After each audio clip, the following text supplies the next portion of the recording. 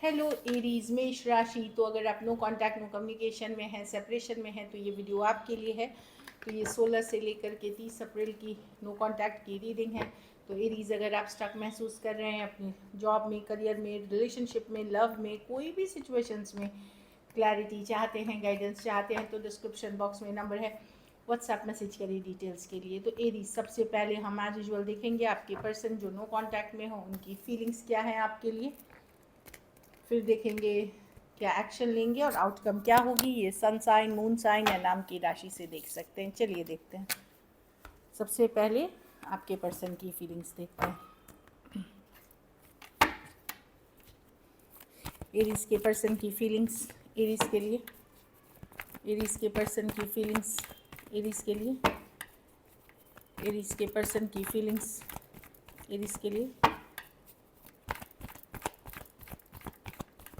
Last shuffle.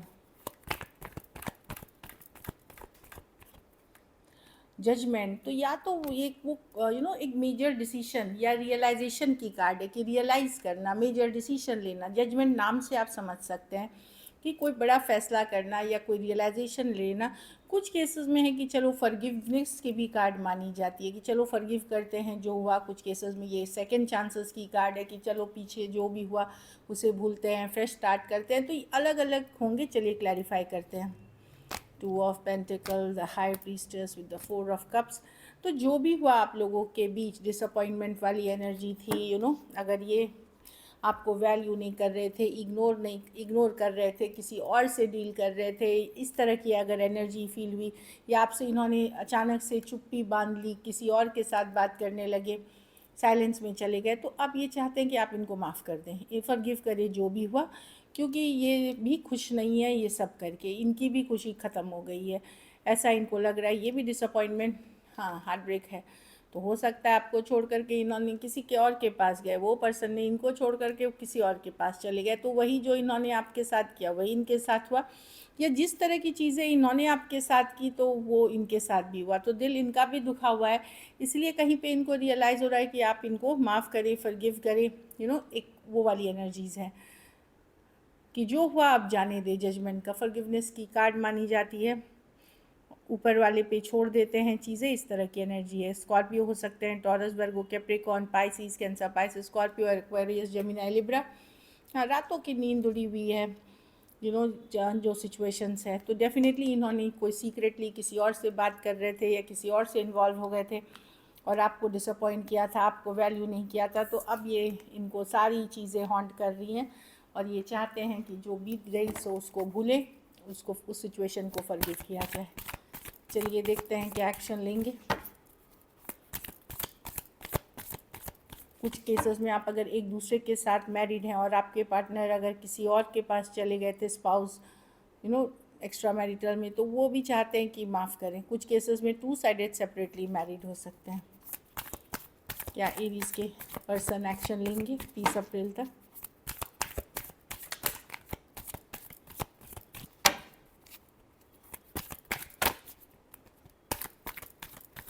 Last shuffle. क्या Aries के person action लेंगे? पेज ऑफ स्वॉर्ड्स, नज़र बनाए हुए हैं, जानकारी रखते हैं, लेकिन पेजेस मैसेंजर्स भी होते हैं, हाई हेलो टाइप्स। कुछ केसेस में यंगर पर्सन से डील कर रहे हैं तो वो हाई हेलो ही होगी।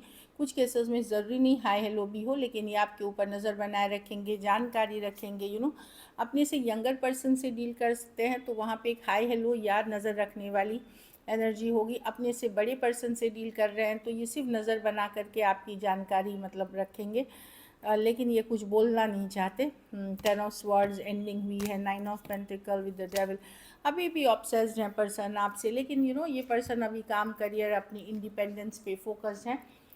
कुछ है जो इस रिलेशनशिप में सही नहीं है। हो सकता है ये पर्सन इनकन्सिस्टेंट रहे, in and out situation, back and fourth situation, commitment issues हो इस पर्सन को।